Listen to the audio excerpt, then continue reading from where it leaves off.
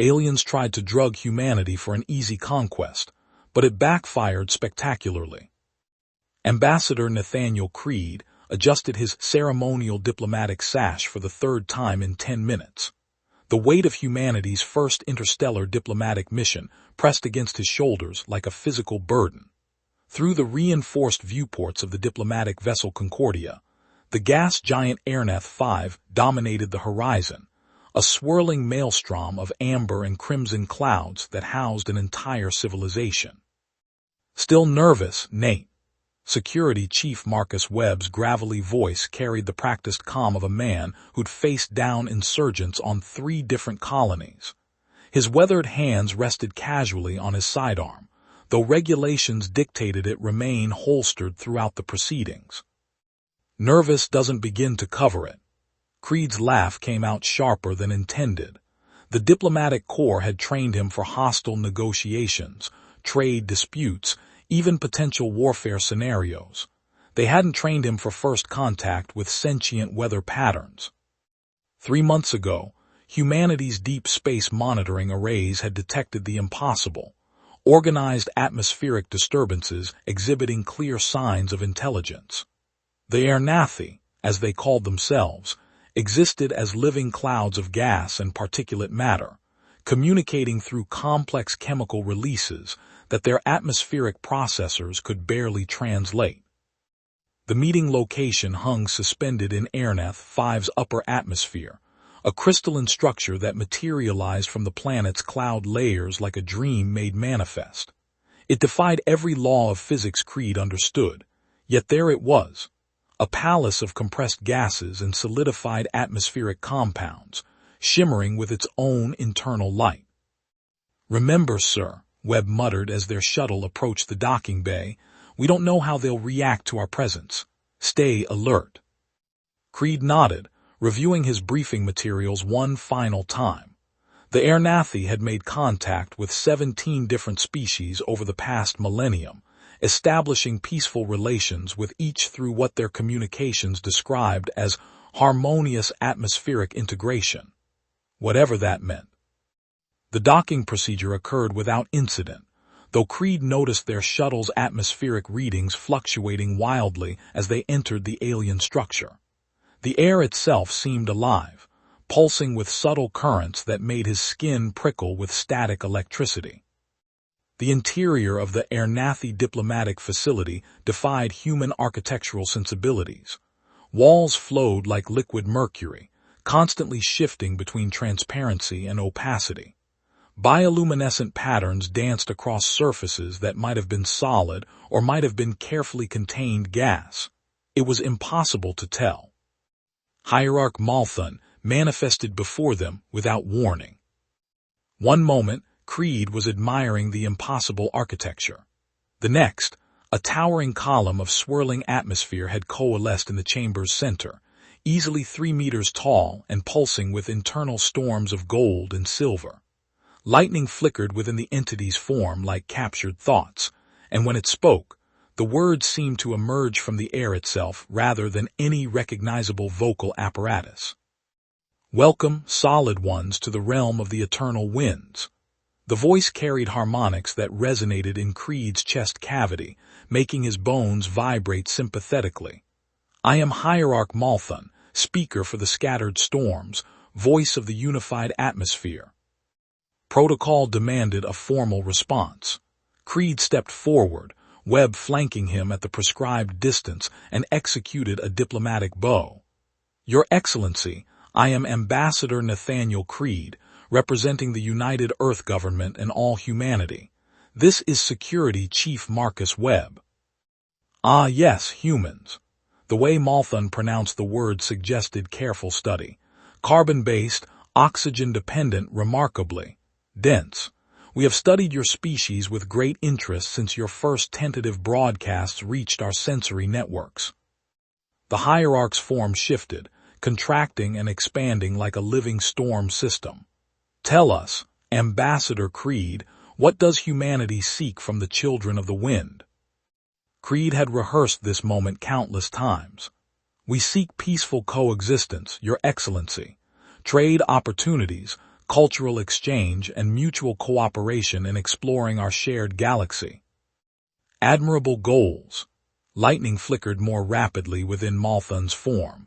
However, before we proceed, we must ensure proper atmospheric harmony. Your species' emotional volatility is concerning. We have prepared a calming compound to facilitate productive discourse.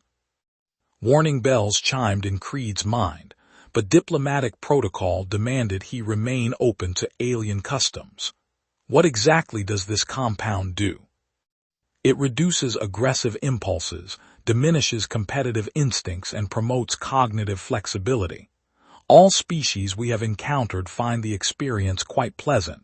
It allows for more agreeable negotiations. Webb's hand twitched toward his weapon, but Creed caught his eye and shook his head almost imperceptibly. Refusing the hierarch's hospitality could end negotiations before they began. We appreciate your consideration, Your Excellency. Please proceed. The change in atmosphere was immediate and unmistakable. The air itself seemed to thicken, taking on a faintly sweet taste that reminded Creed of overripe fruit. His nasal passages tingled as unfamiliar compounds flooded his respiratory system. Malthun's form pulsed with satisfaction. The harmonization has begun. Already, your bioelectric signatures show the expected dampening of aggressive neural pathways. But something was wrong. Instead of the drowsy compliance the hierarch expected, Creed felt his pulse quickening. His vision sharpened with predatory focus. Every detail of the chamber snapped into crystal clarity: the minute fluctuations in Malthun's gaseous form, the barely perceptible shift in air currents that preceded the alien's speech, the subtle chemical traces that indicated the presence of multiple other Aer'nathi observers hidden within the walls themselves. Beside him, Webb had gone absolutely still in the way that marked a trained soldier preparing for violence. The security chief's breathing had shifted to the controlled rhythm of combat preparation, though his expression remained diplomatically neutral. Fascinating, Creed said, his voice carrying a new edge. Your compound appears to have interesting effects on human physiology. Malthun's gaseous form flickered with what might have been confusion. You should be experiencing reduced cortisol production, diminished fight-or-flight responses, increased suggestibility. Do you not feel more peaceful? Peaceful? Creed smiled, and for the first time in his diplomatic career, the expression was genuinely predatory.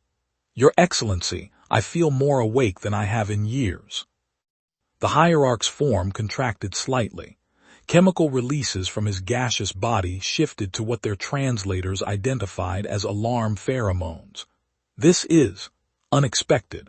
No species has ever shown this response pattern to our harmonization compounds. Webb finally spoke, his voice carrying military precision. What you've given us isn't a sedative, is it? It's an adrenaline cocktail. Creed's mind raced with newfound clarity. The pieces fell into place with startling speed. The Aer'nathi had built their entire diplomatic strategy around chemical manipulation. They drugged their negotiation partners into compliance, then dictated terms to species too sedated to resist effectively. But human biochemistry was different. What pacified other species had triggered humanity's most basic survival mechanism. The fight-or-flight response that had carried humans from the African savanna to the stars was now singing in their bloodstream. Your Excellency, Creed said, his diplomatic training warring with predatory instincts, I believe we need to reconsider the terms of this negotiation. Malthun's confusion was palpable, manifesting as chaotic weather patterns within his gaseous form. Storm systems collided and dispersed as the hierarch struggled to process this unprecedented development. This is impossible, he said, chemical releases betraying increasing agitation. The compound works on all biological life. It has worked for 1,000 years across 17 different species. You should be compliant, agreeable, receptive to our guidance. Guidance? Webb's voice carried the flat tone of a man reassessing threat levels. Is that what you call it when you drug your negotiation partners? The security chief had positioned himself with military precision, creating overlapping fields of observation while maintaining diplomatic appearances. His enhanced awareness cataloged every air current, every chemical signature, every possible threat vector in the chamber. Creed felt the diplomatic landscape shifting beneath his feet like tectonic plates. Every negotiation manual he'd ever studied suddenly seemed inadequate for this moment. The Aer'nathi hadn't invited humanity to the table as equals. They'd intended to drug them into submission. "Your Excellency," he said, his voice carrying new authority, "before we proceed, I think we need to establish some ground rules about consent and chemical manipulation." Malthun's form rippled with defensive patterns. "We meant no harm. The harmonization process has always been beneficial. Other species find great peace in our guidance."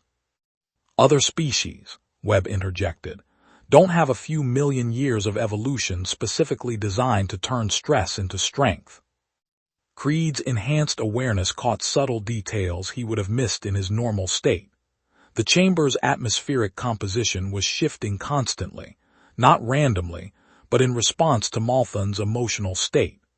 The hierarch was still releasing compounds, trying different chemical combinations in an attempt to achieve the desired sedative effect.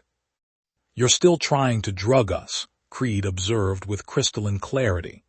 "Even now, you're adjusting the atmospheric composition, looking for the right combination to make us compliant." Lightning storms erupted within Malthun's gaseous form. This is how diplomacy is conducted, how agreements are reached. Without harmonization, negotiations become adversarial, competitive, destructive. "Only if you make them that way," Webb said grimly, "and only if one side has all the power." The security chief had identified at least 6 other Aer'nathi presences concealed within the chamber's walls. Their chemical signatures were distinct now, their positioning clearly tactical. This wasn't a diplomatic meeting, it was an ambush. Creed felt the familiar weight of diplomatic responsibility, but it was transformed by his heightened state. Every training scenario, every negotiation principle, every strategic consideration crystallized into actionable intelligence. "Here's what's going to happen," he said, his voice carrying absolute confidence. "You're going to stop trying to chemically manipulate us. You're going to call out your hidden observers, and then we're going to have a real negotiation, one between equals." Malthun's form underwent rapid contractions, his gaseous body cycling through what the translators identified as extreme distress patterns. "This is not how these proceedings are conducted. We have protocols, established procedures." "Your protocols," Webb interrupted, his soldiers' instincts fully engaged, "involve drugging your negotiation partners into compliance. That's not diplomacy, that's conquest." The enhanced human awareness was revealing layers of the situation that would have remained hidden under normal circumstances. Creed could identify individual chemical signatures from at least 8 different Aer'nathi entities concealed throughout the chamber. Their positioning was clearly strategic, designed to maximize atmospheric control while maintaining the illusion of a simple bilateral meeting. "Your hidden friends can come out now," Creed said calmly. "We know they're there." The chamber's atmosphere rippled with shock. Slowly, reluctantly, gaseous forms began materializing from the walls, floors, and ceiling. 8 additional Aer'nathi revealed themselves, their forms smaller and more tightly contained than Malthun's impressive presence. "How?" the hierarch asked, genuine bewilderment coloring his chemical releases. "No species has ever detected our atmospheric observers during negotiations."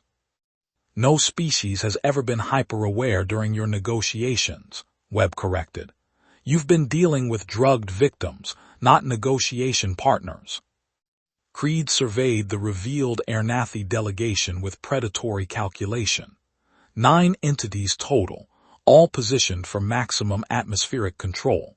Their entire diplomatic strategy was built around chemical manipulation and overwhelming numerical advantage.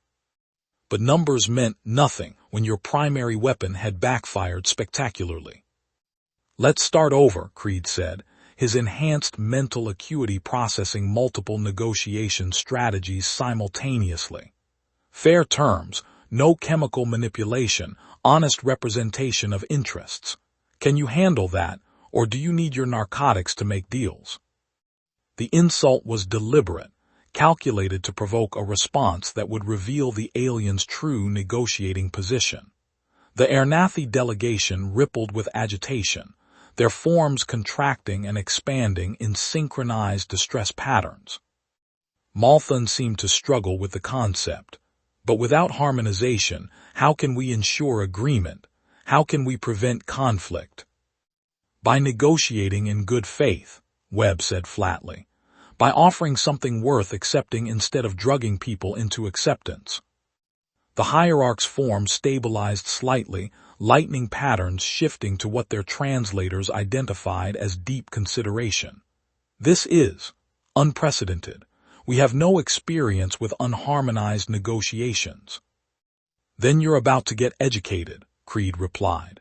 His enhanced awareness was cataloging every detail of the alien's discomfort, every chemical signature of uncertainty and fear. For the first time in a millennium, the Aer'nathi were facing negotiation partners they couldn't control. The power dynamic in the chamber had undergone a complete reversal.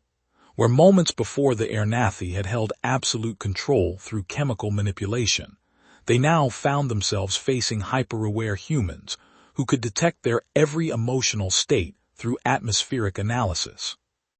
"Let's discuss what humanity actually wants from this relationship," Creed said, his diplomatic training now enhanced by predatory focus. "And more importantly, what we're prepared to offer in return." Malthun's form flickered with uncertainty. We had prepared standard terms, technology sharing in exchange for atmospheric rights to your colony worlds." "Atmospheric rights?" Webb's voice carried dangerous undertones. "You mean the right to chemically manipulate our colonists?" The security chief had identified the strategic implications immediately. The Aer'nathi weren't seeking trade partners, they were seeking subjects. Worlds full of humans to drug into compliance, expanding their sphere of chemical influence across human space. "It's not manipulation," Malthun protested, though his chemical releases contradicted the words. "It's harmonization, peace-bringing, conflict resolution." "It's mind control," Creed stated flatly, "and it ends here." His enhanced mental state was processing the negotiation on multiple levels simultaneously. The Aer'nathi had revealed their true intentions, their strategic weaknesses, and their complete inexperience with actual diplomacy. They were vulnerable in ways they didn't even understand. "Here's what's going to happen," Creed continued, his voice carrying absolute authority. "You're going to abandon any claims to atmospheric rights on human worlds. You're going to provide detailed information about your chemical manipulation techniques so we can develop countermeasures. And you're going to renegotiate your existing harmonization agreements with other species." Lightning storms erupted within Malthun's gaseous form. "Impossible. Those agreements are the foundation of our civilization. Without atmospheric control, you'll have to learn actual diplomacy," Webb finished grimly. "Like the rest of the galaxy." The other Aer'nathi observers were releasing alarm pheromones in increasing concentrations. Their entire worldview was being challenged by humans who refused to be drugged into submission. "What you're asking would destabilize our entire society," Malthun said, his form contracting with distress. "We have maintained peace through harmonization for millennia." "You've maintained dominance," Creed corrected. "There's a difference." His enhanced awareness caught subtle changes in the chamber's atmospheric composition. The Aer'nathi were still trying to find a chemical combination that would affect human physiology, cycling through different compounds in increasingly desperate attempts to regain control. "Stop," he said sharply. "No more chemical warfare. If you can't negotiate without drugs, then we have nothing to discuss." The chamber fell into an uneasy silence as the Aer'nathi delegation struggled with this unprecedented situation. For 1,000 years, they had known only one form of diplomacy: chemical manipulation followed by dictated terms. The concept of actual negotiation between equals was alien to their experience. Malthun's form gradually stabilized, though lightning continued to flicker within his atmospheric body. If we agreed to cease harmonization activities, what would humanity offer in return? Creed felt his enhanced mental state calculating multiple diplomatic vectors simultaneously. The Aer'nathi were off balance, uncertain, desperately trying to salvage something from their failed power play. This was the moment to establish new terms that would benefit both species while preventing future chemical manipulation. "Technology exchange," he said, listing items with crisp precision. "Our terraforming techniques in exchange for your atmospheric manipulation technology, for environmental applications only. Our manufacturing processes in exchange for your crystalline construction methods. Our computational systems in exchange for your chemical analysis capabilities." "And cultural exchange," Webb added, his soldiers' instincts recognizing the need for intelligence gathering. "Scientific collaboration, joint exploration missions, diplomatic protocols that don't involve drugging people." The hierarch's form rippled with what their translators identified as desperate calculation. "Those technologies, they represent significant value, more than we had initially prepared to offer." "Because you hadn't planned to offer anything," Creed observed. "You thought you'd drug us into accepting whatever scraps you chose to throw our way." The truth of the statement sent shock waves through the Aer'nathi delegation. Their chemical releases betrayed a mixture of shame, fear, and growing respect for their unexpectedly formidable negotiation partners. "But there's more," Creed continued, pressing his advantage. "We want mutual defense agreements. If any of your 17 subject species, harmonized partners requests human assistance in renegotiating their agreements, will provide diplomatic support." Lightning erupted throughout Malthun's form. "That would undermine the entire basis of our interstellar relationships." "Good," Webb said coldly. "Maybe it's time those relationships were based on something other than chemical dependency." The security chief had identified the strategic masterpiece hidden within Creed's proposal. By offering diplomatic support to the Aer'nathi's existing victims, humanity would effectively end their empire of chemical manipulation, while establishing itself as a major power in this region of space.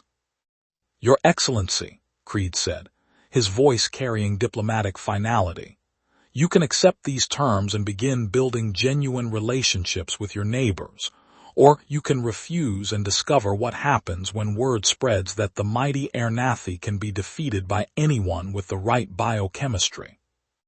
Malthun's gaseous form underwent rapid fluctuations as he processed the implications of Creed's ultimatum. The other Aer'nathi observers were releasing increasingly agitated chemical signatures, their forms contracting with what could only be described as panic. "You cannot be serious," the hierarch said, though his atmospheric disturbances suggested he knew exactly how serious the humans were. "To abandon harmonization would be to abandon our way of life." "Then maybe it's time for a new way of life," Webb replied. His enhanced awareness was tracking every chemical release, every atmospheric fluctuation. The Aer'nathi were terrified, not just of losing this negotiation, but of losing their entire basis for power. Creed felt the diplomatic currents shifting in humanity's favor like a tide coming in. The Aer'nathi had built their civilization on a foundation of chemical manipulation, and now that foundation was cracking beneath them. "Consider the alternatives," he said, his voice carrying the weight of inevitability. "We return to human space with detailed intelligence about your methods. Within a decade, every species in this sector will know about your chemical manipulation. Your harmonized partners will develop countermeasures. Your empire of drugged subjects will collapse." The truth of the prediction sent shock waves through the Aer'nathi delegation. Their entire society was built on the assumption that other species would remain vulnerable to their atmospheric manipulation. If that advantage disappeared, their carefully constructed hegemony would crumble overnight. "Or," Creed continued, "you can be the first to voluntarily abandon chemical manipulation, positioning yourselves as reformed leaders working toward genuine interstellar cooperation. History will remember you as visionaries rather than tyrants." Malthan's form stabilized slightly as he considered the options. "The technologies you offer, they would provide alternative sources of influence. Influence earned through value provided rather than minds controlled," Webb corrected. "There's a difference." The hierarch seemed to struggle with the concept, his gaseous body cycling through rapid atmospheric changes. We would need guarantees, assurance that other species would not seek retribution for past harmonization activities. "That depends on how you handle the transition," Creed replied. His enhanced mental state was processing multiple diplomatic scenarios, calculating optimal outcomes. Voluntary reform, full disclosure, and compensation for damages might earn forgiveness. Continued manipulation will earn extermination. The stark choice finally penetrated the Aer'nathi delegation's collective consciousness. They could evolve or face extinction. There was no middle ground. We require time to consider these terms," Malthan said, his form contracting with defeat. "You have 1 hour," Webb stated flatly. "Then we return to our ship and report to Earth Command." The Aer'nathi delegation withdrew to what they described as a consultative atmospheric merger, leaving the humans alone in the crystalline chamber. The effects of the alien compounds were beginning to fade, but Creed found his mental clarity remained sharp. "Well," he said, settling into what passed for a chair in the fluid architecture, "that didn't go according to the manual." Webb's scarred face cracked into something resembling a smile. "First rule of combat, no plan survives contact with the enemy. Apparently, that applies to diplomacy too." "They're going to accept," Creed said with certainty. "They don't have a choice. Once word spreads about human immunity to their chemical manipulation, their entire power structure collapses." The security chief nodded grimly. "Question is, can we trust them to honor the agreement? These people have been drugging their neighbors for 1,000 years. That's not a habit easily broken." "That's why we're establishing monitoring protocols," Creed replied. "Cultural exchanges, joint missions, regular diplomatic contact. We'll know if they backslide." Through the chamber's transparent walls, they could see the Aer'nathi delegation reforming, 9 gaseous entities merging and separating in complex patterns that suggested intense debate. Chemical releases created visible clouds in the atmosphere, their colors shifting rapidly through the spectrum. "Think they've ever had an argument they couldn't resolve with drugs?" Webb mused. "Probably not. This is all new territory for them." When the hour expired, Malthan materialized before them with obvious reluctance. His gaseous form seemed smaller, less imposing than before, the atmospheric equivalent of defeat. "We accept your terms," he said, chemical releases betraying the depth of his reluctance. "The Aer'nathi will cease harmonization activities and enter into the proposed technology exchange agreements." "All harmonization activities," Creed pressed, "including existing agreements with your 17 partners." Lightning flickered weakly within the hierarch's form. "We will renegotiate those relationships on the basis of mutual consent rather than atmospheric control." "Supervised by neutral observers," Webb added. We'll want independent verification that the changes are genuine. The terms were harsh, but Malthan had no choice but to accept them. The alternative was the collapse of Aer'nathi civilization as their chemical manipulation became public knowledge. "There is one thing we do not understand," the hierarch said as the formal agreements were being recorded. "Why did our compounds affect you so differently? What makes human biochemistry unique?" Creed considered the question carefully. "Evolution, Your Excellency. Humans developed on a world where stress meant survival. Our fight-or-flight response doesn't just help us run from predators, it makes us smarter, faster, more capable when threatened. Your harmonization compounds triggered our survival instincts instead of suppressing them," Webb added. "You didn't make us compliant, you made us dangerous." Malthan's form rippled with what might have been understanding, an adaptation we did not anticipate. "The universe is full of surprises," Creed observed. "That's why genuine diplomacy works better than chemical manipulation. You never know what you might learn." The journey back to human space provided time for reflection on the profound implications of their successful negotiation. The Concordia, diplomatic quarters felt cramped after the flowing architecture of the Aer'nathi facility, but Creed found the solid walls comforting after hours of atmospheric manipulation. "Earth Command is going to have trouble believing our report," Webb said, reviewing the recorded negotiations. "First contact species tries to drug us, inadvertently makes us superhuman negotiators, and agrees to abandon their empire of chemical manipulation."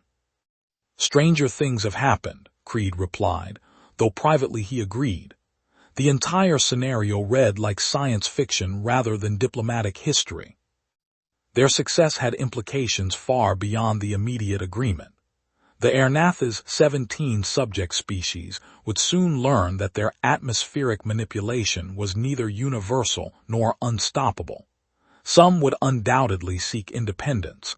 Others might request human support in renegotiating their relationships. Humanity had inadvertently become a major power in this sector of space, not through military conquest or economic dominance, but through biochemical immunity to the region's primary form of control. "The xenobiologists are going to have a field day with this," Webb continued. "A species that communicates through chemical releases tries to manipulate us chemically, and our evolution makes us immune to their primary diplomatic tool." "Not just immune," Creed corrected, "enhanced by it. Their sedatives became our performance enhancers." The irony was almost poetic. The Aer'nathi had built their civilization on the assumption that all biological life could be chemically controlled. Their first encounter with a species that grew stronger under chemical stress had shattered that assumption completely. "Think they'll keep their word?" Webb asked. Creed considered the question carefully. "They don't have a choice. Once the other species learn about human immunity, the Aer'nathi's power base disappears forever. Their only option is to evolve or become extinct." The diplomatic implications were staggering. 17 species had been living under chemical manipulation for generations. Some might not even remember what independence felt like. The transition period would be chaotic, potentially dangerous, but ultimately liberating. "We'll need to establish a permanent diplomatic presence in this sector," Creed said, already planning the next phase. "Cultural attachés, technical advisors, maybe even a small military presence to discourage any Aer'nathi backsliding. And monitoring stations," Webb added with military precision. "We'll want early warning if they try to resume chemical manipulation elsewhere." The security chief was right. Trust would have to be earned through verification, not just promised through treaties. As the Concordia entered hyperspace for the journey home, Creed reflected on the strange turns his diplomatic career had taken.